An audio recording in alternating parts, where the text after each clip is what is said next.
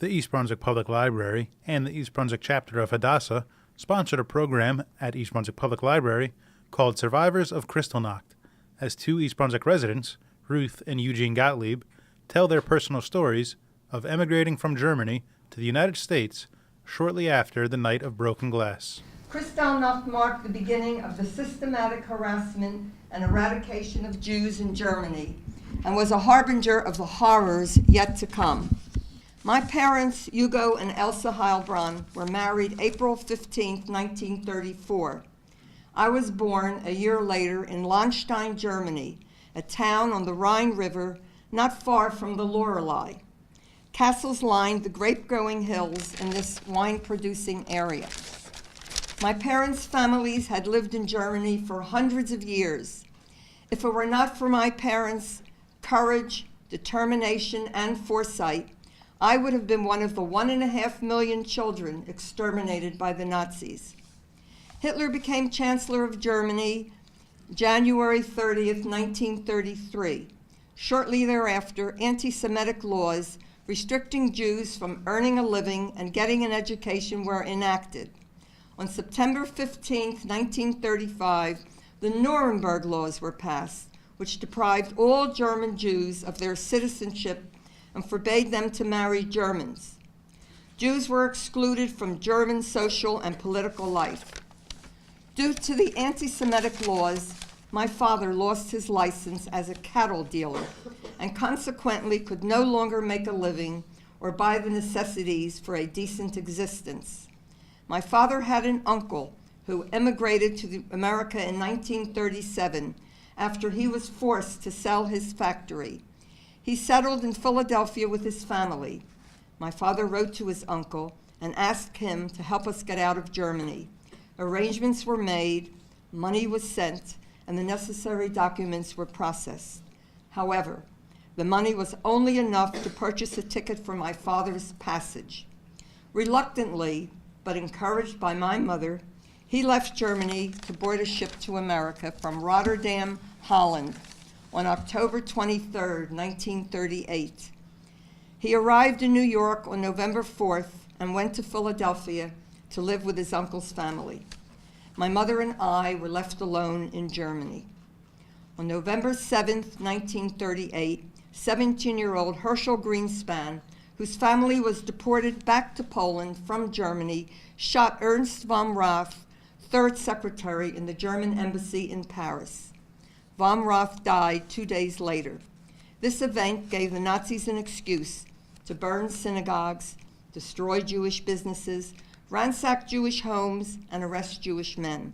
2 days later, November 9, 1938, the Nazis ransacked our home. They wanted to arrest my father. The crime, he was a Jew. Fortunately, he had just safely arrived in America. The stormtroopers ransacked and searched our apartment, thinking perhaps my father was hiding. Mother was terrified. She told the troopers that my father hadn't returned from visiting friends. That was Kristallnacht, which means the night of broken glass. Kristallnacht was the first organized pogrom against German Jews and a prelude to the dehumanizing events that followed. Many Germans resented the destruction of property and the violence of that evening. The Jews were forced to pay for the damages to their own property. Jews were not permitted to enter or purchase anything in stores owned by Germans. Juden verboten, Jews forbidden, were signs in those stores.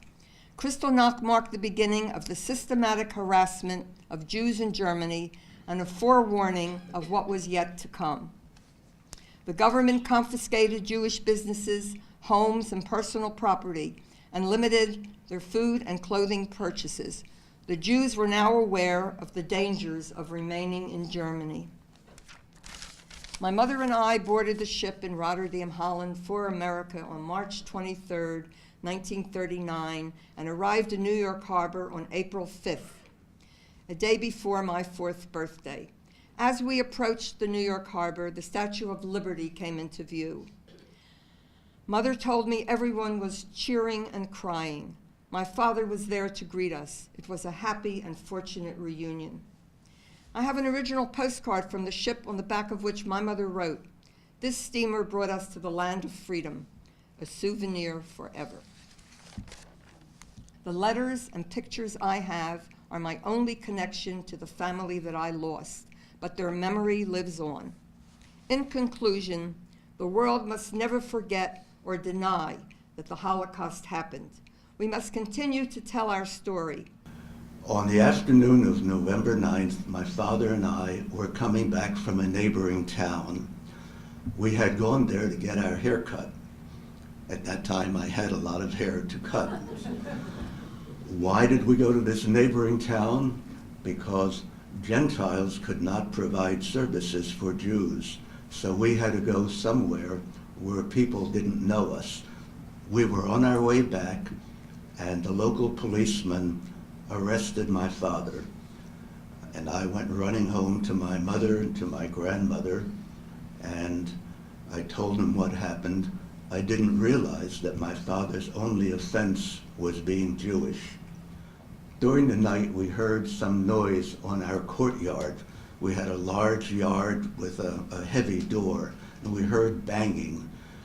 Fortunately, my mother or my father had arranged with one of the neighbors that if there should be a problem, we could go and hide in their barn.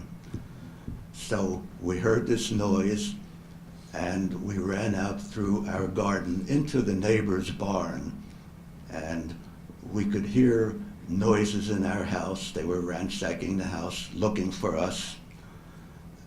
My grandmother and my aunt and my mother were just trying to keep me quiet so that they wouldn't find us. I have to say it was not the most restful night's sleep I ever had. The next morning, we saw that everything was clear. We went back into our house. It had been totally destroyed. So the stormtroopers came and said, "Jews, get ready." Get ready for what? We didn't know. They didn't say. Just get ready. My mother packed the suitcase, and they put us on a bus. There were anti-Semitic slogans. Wann das Judenblut von das Messer spricht, dann wird alles wieder gut. When the Jewish blood springs from the knives, everything will be fine. And they picked up all the Jewish families in this little town, went to some of the neighboring towns, and picked up all the Jewish families. And there was a banner saying, "Der Rheinpfalz ist jetzt Judenrein." The Rheinpfalz, which is the local area, is now free of Jews. Then, surprisingly, they went to the jail, and all of the Jewish men who had been arrested the night before were freed, and they got on the bus. That, of course, included my father. Now, in each survivor story, there is a point where if you went to the left, you survived. If you went to the right, you had a serious problem. This was one of the points. My mother had an activist uncle who had been arrested a few weeks earlier, and he was at Dachau. And he said 2 days after Kristallnacht, Dachau was the first concentration camp. It was near Munich. It wasn't too far away from the area where we lived. He said there was a roll call, and all of the Jewish men's names were called, including my father. Why wasn't my father sent to Dachau? As I said, it was a Catholic area.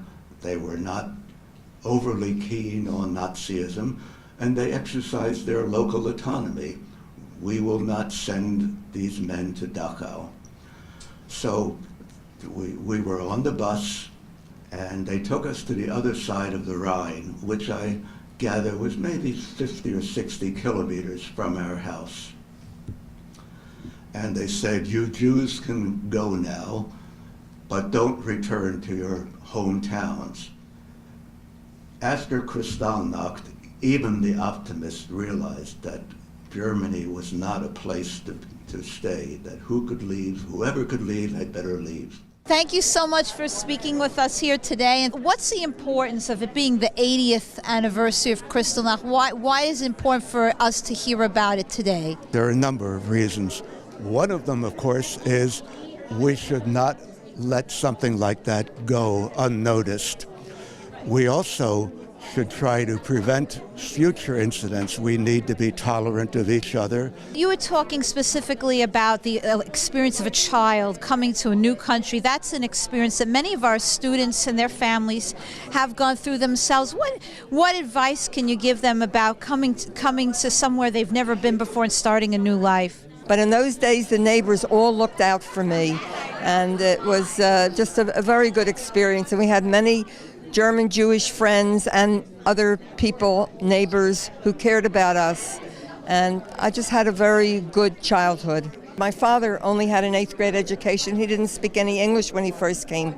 So I kept speaking German to my father, English to my mother. My mother knew English, French, and German.